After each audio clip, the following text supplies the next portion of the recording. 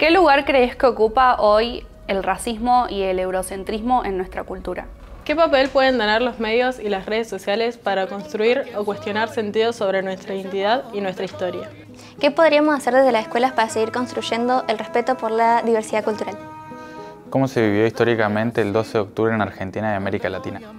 ¿Qué tiene que ver el 12 de octubre con la identidad de quienes somos hoy? ¿Qué papel pueden tener las y los jóvenes en defender y valorar la diversidad cultural en el presente? ¿Qué visiones de la historia se invisibilizan con la idea de Día de la Raza? ¿Cómo se conecta este cambio con los debates actuales sobre la discriminación, el racismo y los derechos de los pueblos originarios? ¿Qué cambia nuestra manera de pensar cuando cambia el nombre de una conmemoración?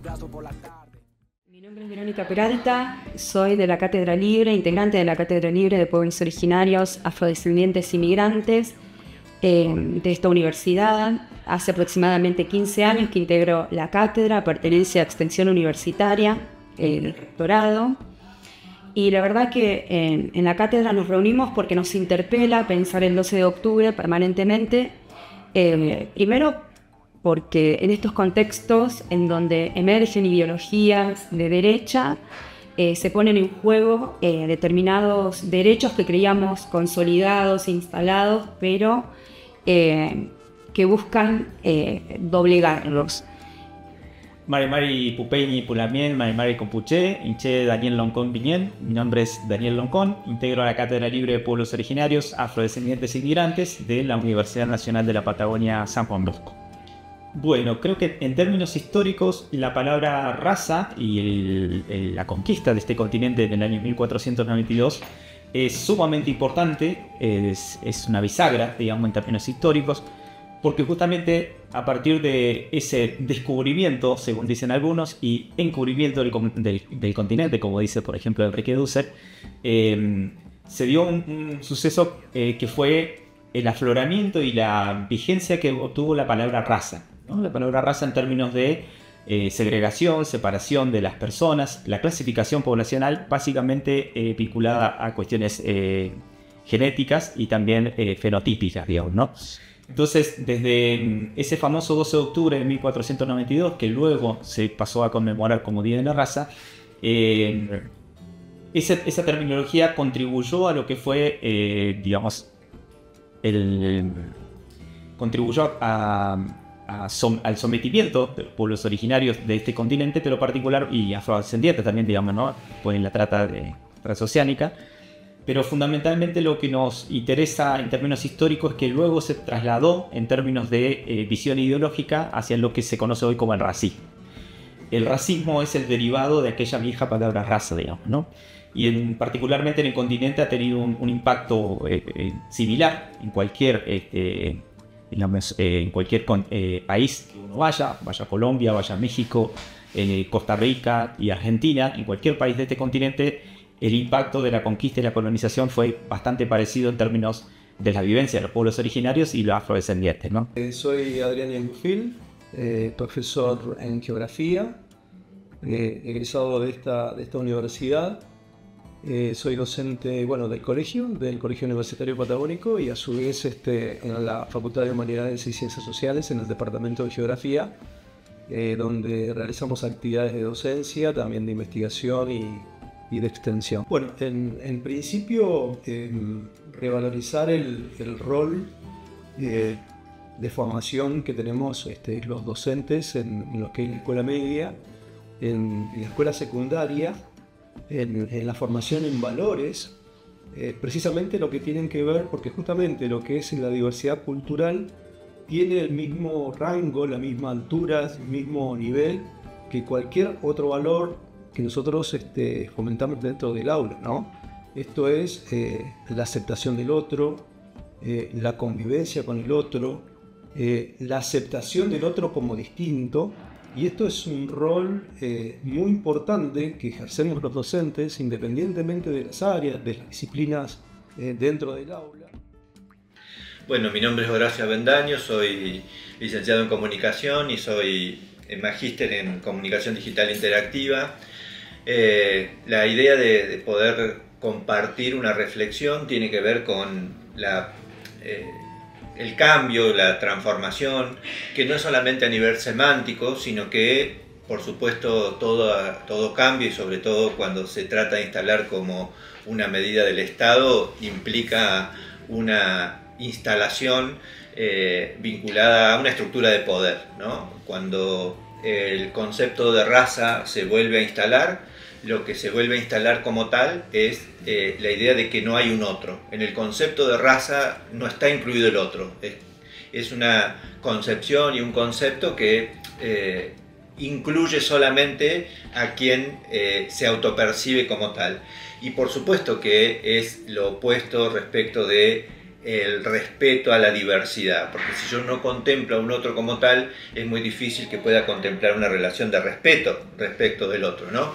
Entonces, en ese marco me parece que la forma y el fondo, ambas cosas, un decreto que se instala, digamos, por la fuerza individual de quien encarna hoy el Poder Ejecutivo, rompe no solamente la idea de una supuesta pero muy frágil hegemonía que se trata de instalar, sino que, por el contrario, a mi criterio, activa o reactiva toda una cantidad de sensibilidades y de múltiples identidades que lo que encuentran es un espacio de resistencia. Yo creo que, por el contrario, más allá de que se pueda pensar la idea como una idea que es una idea retrógrada, que de hecho lo es como tal, también incluye esa medida una posibilidad de resistencia. Yo soy la tierra, la sangre, los sueños, las ganas, el hambre, la luz en los ojos de mi santa madre. Hecho de barro, de ramas, de viento, de hueche de carne, el sol cae en mi brazo por la tarde.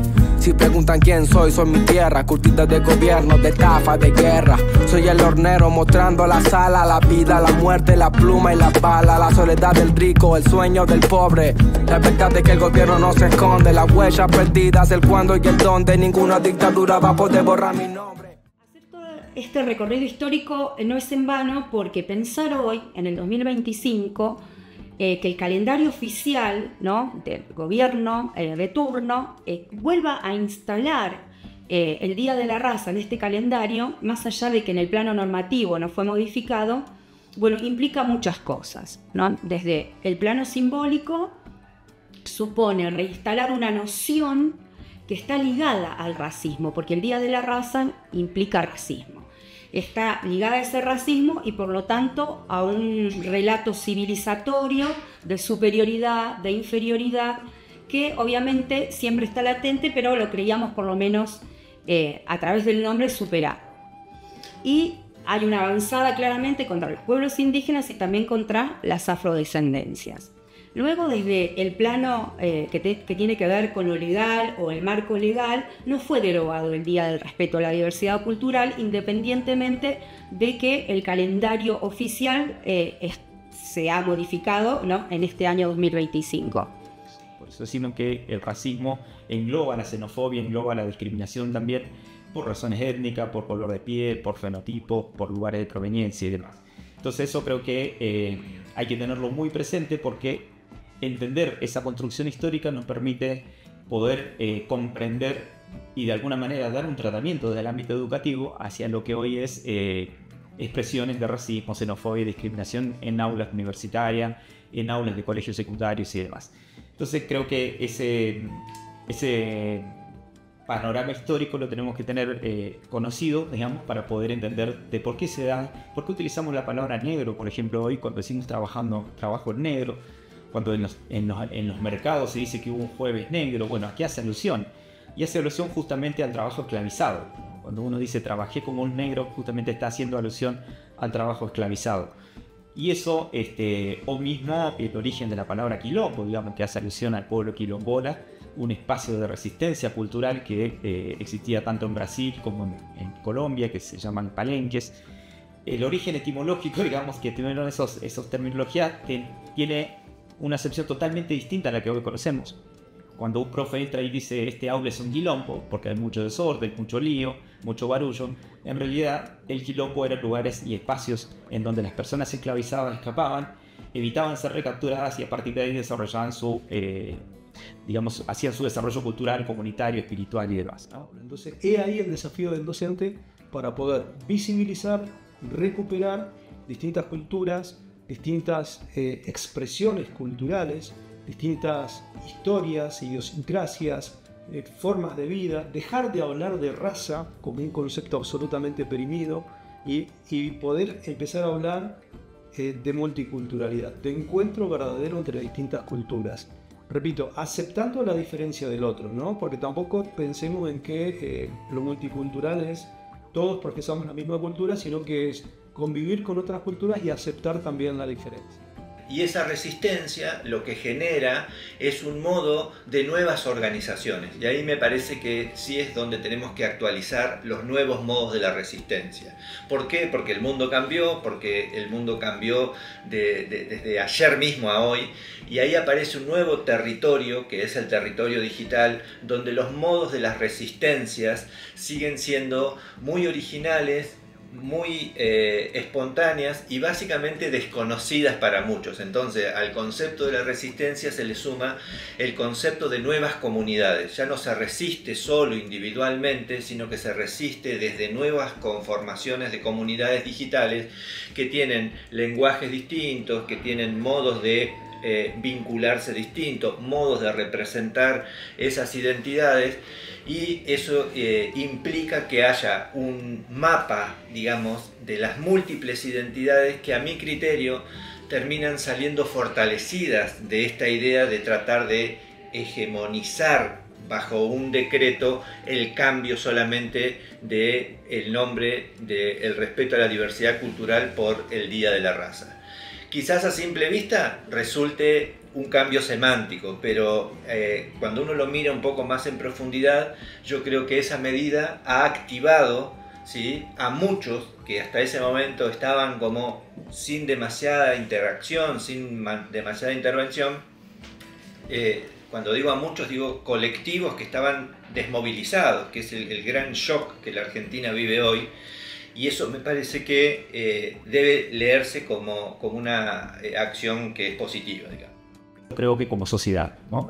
Una sociedad que es equitativa va a tener que hacerse cargo de sus demandas históricas, de sus hechos históricos también. Nosotros desde el pueblo mapuche siempre decimos que hay tres variables que son transversales en nuestro pueblo, en nuestro planteamiento político como pueblo, que son la variable histórica, la variable territorial y la variable idiomática. Entonces, si hoy pensamos que solamente tenemos un solo idioma, que es en el que nos comunicamos, en el que se escriben los papers, en el que se hacen los parciales y demás, tiene que ver con que hay una ausencia de otros idiomas que también están presentes, ¿no? El territorio, siempre decimos, pensemos dónde está ubicada nuestra universidad. No estamos en la Mesopotamia, no estamos en el norte, estamos en el sur, en un territorio que ha tenido mucha historia, que tiene mucha historia aún. Entonces eso, reconocer la variable histórica, situar, siempre decimos que nuestras cabezas deben pensar de donde nuestros pies caminan, ¿no? Situarnos muy bien donde estamos parados hoy, que es este territorio denominado Patagonia, para el pueblo mapuche denominado Wallmapu, y particularmente también reconocer que hay otras epistemologías, hay otros conocimientos, hay otras espiritualidades, y eso creo que nutrirnos de eso nos va a constituir primero el estudiante en una comunidad universitaria y estudiantil, pero después vamos a hacer nuestros aportes también a una sociedad mucho más justa y más equitativa.